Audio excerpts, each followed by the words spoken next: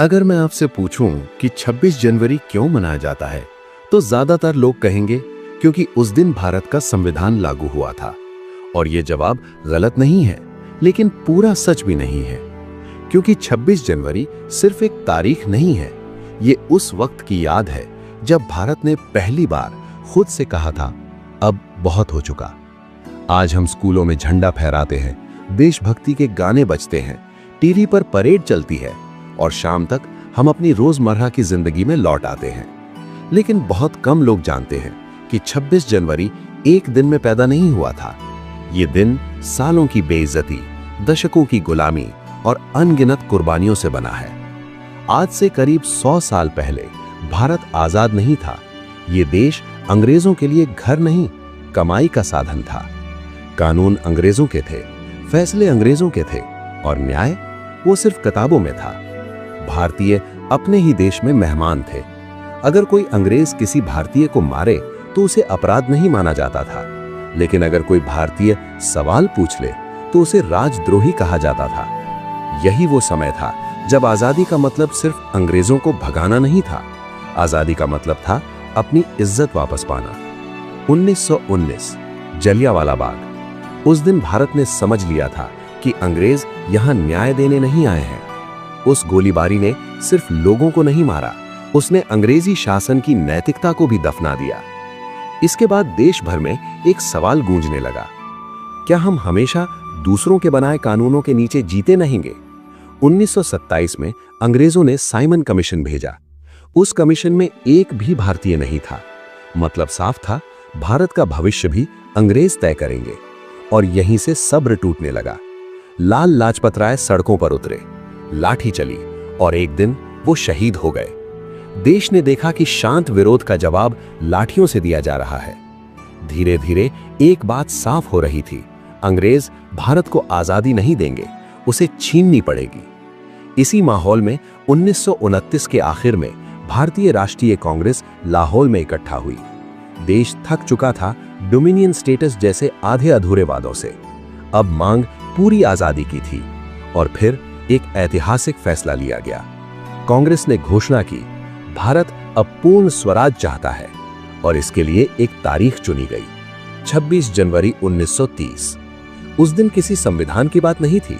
उस दिन सिर्फ एक संकल्प था कि भारत अब खुद का मालिक होगा। 26 जनवरी 1930 को देश के हर कोने में लोगों ने अंग्रेजी झंडे को नहीं, अपने आत्मसम्मान को सलाम किया। कहीं झंडे फहराए गए, कहीं लोगों ने शपथ ली और पहली बार भारत ने खुद को एक आजाद देश की तरह महसूस किया। हालांकि अंग्रेज चले नहीं गए, गुलामी अभी बाकी थी, लेकिन उस दिन डर टूट चुका था। 26 जनवरी अब एक तारीख नहीं रहा था, वो एक वादा बन चुका था। एक ऐसा वादा जिसे पूरा करने में और 16 साल लगे। लेकिन सवाल अभी भी बाकी था, अगर कभी भारत आजाद हुआ तो क्या हम अंग्रेजों के बनाए कानूनों से ही खुद को चलाएंगे या फिर हम खुद का संविधान बनाएंगे? यहीं से 26 जनवरी की कहानी एक नए मोड़ पर पहुंचती है और यही मोड़ भारत को गणराज्य बनाने वाला था। 26 जनवरी 1930 के बाद देश के भीतर कुछ बदल चुका था। अंग्रेज अभी भी सत्ता में थे, पुलिस अभी भी लाठियां चलाती थी, जेल अभी भी क्रांतिकारियों से भरी हुई थी। लेकिन एक चीज अंग्रेज नहीं समझ पाए, भारत अब डर से नहीं, उम्मीद से चलने लगा था। पहली बार आम भारतीय ने अपने आप को सिर्फ प्रजा नहीं, भविष्य का मालिक समझना शुरू किया। लेकिन यहीं पर एक बहुत बड़ा सवाल खड़ा था। मान लीजिए अंग्रेज चले भी जाएं, तो उसके बाद क्या? क्या भारत सिर्फ शासक बदलेगा या पूरा सिस्टम बदलेगा? क्योंकि इतिहास गवाह है, कई देश गुलामी से तो निकल जाते हैं, लेकिन अराजकता में फंस जाते हैं। भारत के सामने सबसे बड़ा डर यही था। इतना बड़ा देश, इतनी भाषाएं, इतने धर्म, इतनी जातियां, अगर सबको एक साथ बांध कर रखने वाला कोई मजबूत ढांचा नहीं होगा तो आजादी टिक नहीं पाएगी। यहीं से कानून की बात सामने आने लगी। लेकिन ये कोई साधारण कानून नहीं था। सवाल ये नहीं था कि सरकार कैसे चलेगी, सवाल ये था भारत में आम इंसान की जगह क्या होगी। क्या राजा, जमींदार या ताकतवर लोग फिर से सब कुछ तय करेंगे या फिर हर इंसान कानून के सामने बराबर होगा। उस समय अंग्रेजों के बनाए कानून सिर्फ सत्ता को बचाने के लिए थे। भारतीय उन कानूनों में कभी प्राथमिकता नहीं थे। इसीलिए नेताओं, वकीलों, सोचने वाले लोगों के बीच धीरे धीरे एक समझ बन रही थी। अगर भारत को सच में आजाद होना है तो उसे अपना संविधान चाहिए। एक ऐसा संविधान जो किसी राजा की मर्जी से नहीं, जनता की सहमति से चले। लेकिन यह रास्ता आसान नहीं था, क्योंकि संविधान सिर्फ शब्दों का कागज नहीं होता, वो एक देश की आत्मा होता है। और भारत की आत्मा बहुत जटिल थी। किसी के लिए धर्म सबसे ऊपर था, किसी के लिए समाज, किसी के लिए बराबरी, तो किसी के लिए परंपरा। इन सब को एक ही दस्तावेज में समेटना किसी युद्ध से कम नहीं था। इसी दौरान दूसरा विश्व युद्ध शुरू हुआ। अंग्रेज भारत को युद्ध में झोंकना चाहते थे, बिना भारत की सहमति के। और यहीं से आजादी की मांग और तेज हो गई। भारत छोड़ो आंदोलन ने साफ कर दिया कि अब पीछे हटने का कोई रास्ता नहीं है। लाखों लोग जेल गए, हजारों मरे, लेकिन देश रुका नहीं। 1947 में अंग्रेज आखिरकार चले गए, देश आजाद हुआ। लेकिन आजादी के साथ खुशी के बजाय एक अजीब सी खामोशी भी थी, क्योंकि देश टूटा था। बंटवारे ने हजारों जिंदगियां ली और इसी टूटे हुए माहौल में भारत को खुद को जोड़ना था। अब सवाल फिर सामने था, आजाद भारत किस नियम से चलेगा? तभी एक बात दोहराई गई, 26 जनवरी, वही तारीख जो 1930 में पूर्ण स्वराज का प्रतीक बनी थी। अब उसी तारीख को एक नया अर्थ दिया जाना था। आजादी मिल चुकी थी, लेकिन गणराज्य बनना अभी बाकी था। मतलब ये कि भारत में कोई राजा नहीं होगा, कोई विदेशी सत्ता नहीं होगी और कोई भी इंसान कानून से ऊपर नहीं होगा। देश अपने चुने हुए प्रतिनिधियों से चलेगा और हर नागरिक को कुछ अधिकार मिलेंगे जो कोई सरकार छीन नहीं सकेगी। यही सोच भारत को 26 जनवरी की ओर फिर से ले जा रही थी। लेकिन इस बार यह दिन सिर्फ एक संकल्प नहीं, बल्कि एक व्यवस्था बनने वाला था। एक ऐसा दिन जो यह तय करेगा कि भारत सिर्फ आजाद नहीं, गणराज्य होगा। और यही वजह है कि 26 जनवरी इतना अहम है, क्योंकि यह दिन हमें याद दिलाता है, आजादी मिल सकती है, लेकिन इंसाफ, बराबरी और अधिकार बनाने पड़ते हैं। और अब कहानी पहुंच रही थी अपने सबसे निर्णायक मोड़ पर, जब भारत खुद से पूछने वाला था, हम किस तरह का देश बनना चाहते हैं। आजादी मिल चुकी थी। 15 अगस्त 1947 देश ने लंबी सांस ली। लेकिन यह सांस पूरी तरह सुकून की नहीं थी, क्योंकि भारत आजाद तो हो गया था, पर अभी भी खुद को चलाने के लिए दूसरों के बनाए कानूनों पर निर्भर था। अंग्रेज चले गए थे, लेकिन उनका बनाया सिस्टम अब भी जिंदा था। और यही सबसे बड़ा खतरा था, क्योंकि अगर सोच नहीं बदली तो शासक बदलने से कुछ नहीं बदलता। यहीं से एक सवाल फिर उठ खड़ा हुआ, आजाद भारत किसके लिए आजाद होगा?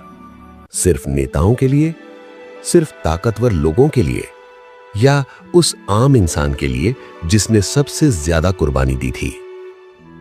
इसी सवाल का जवाब भारत का संविधान बनने वाला था। 1946 में संविधान सभा बनाई गई। देश के सबसे पढ़े लिखे, सबसे समझदार लोगों को एक ही कमरे में बैठाया गया। मगर यह कोई साधारण बैठक नहीं थी, ये भारत के भविष्य की लड़ाई थी।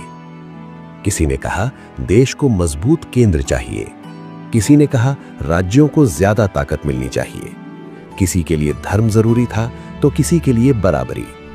और इसी बहस के बीच एक नाम धीरे धीरे सबसे अहम होता गया, डॉक्टर भीमराव अंबेडकर। एक ऐसा इंसान जिसने जिंदगी भर भेदभाव झेला था, जिसे पानी पीने तक से रोका गया, और वही इंसान अब पूरे देश के लिए इंसाफ लिखने वाला था। अंबेडकर जानते थे कि अगर संविधान कमजोर हुआ तो सबसे पहले कमजोर लोग फिर से कुचले जाएंगे। इसीलिए उन्होंने भावनाओं से नहीं, तर्क से संविधान लिखा। उन्होंने सपने नहीं बेचे, सुरक्षा दी। सुरक्षा कि कोई सरकार आपसे आपकी आजादी छीन न सके। सुरक्षा कि कोई बहुमत अल्पसंख्यक को दबा न सके, सुरक्षा कि जाति, धर्म, लिंग आपकी किस्मत तय न करे। संविधान बनाना 1-2 महीने का काम नहीं था। करीब 3 साल, 11 सत्र, हजारों बहसें, हर शब्द सोच समझ कर लिखा गया, क्योंकि एक शब्द भी गलत हो जाता तो पीढ़ियां भुगतती। जब संविधान आखिरकार तैयार हुआ तो सवाल आया, इसे लागू कब किया जाए। और यहीं पर इतिहास फिर से 26 जनवरी की ओर लौट आया। 26 जनवरी, वही तारीख जिस दिन 1930 में भारत ने पूर्ण स्वराज की शपथ ली थी। ये सिर्फ संयोग नहीं था, ये एक याद थी, एक संदेश था कि भारत अपनी आजादी को भूल नहीं रहा। और 26 जनवरी 1950 को भारत ने खुद से कहा, अब हम किसी राजा के अधीन नहीं, अब हम किसी विदेशी सत्ता के अधीन नहीं, अब हम खुद के बनाए कानूनों के अधीन हैं। उस दिन भारत गणराज्य बना, मतलब सत्ता कागजों में नहीं, जनता में होगी। हर नागरिक बराबर होगा, कानून सबके लिए एक जैसा होगा। और यही 26 जनवरी का असल मतलब है। लेकिन कहानी यहां खत्म नहीं होती, क्योंकि संविधान सिर्फ पढ़ने के लिए नहीं होता, उसे जीना पड़ता है। और यही सवाल अब हमारे सामने खड़ा है, क्या हम उस गणराज्य को समझते हैं जिसे बनाने में इतनी कुर्बानियां लगी?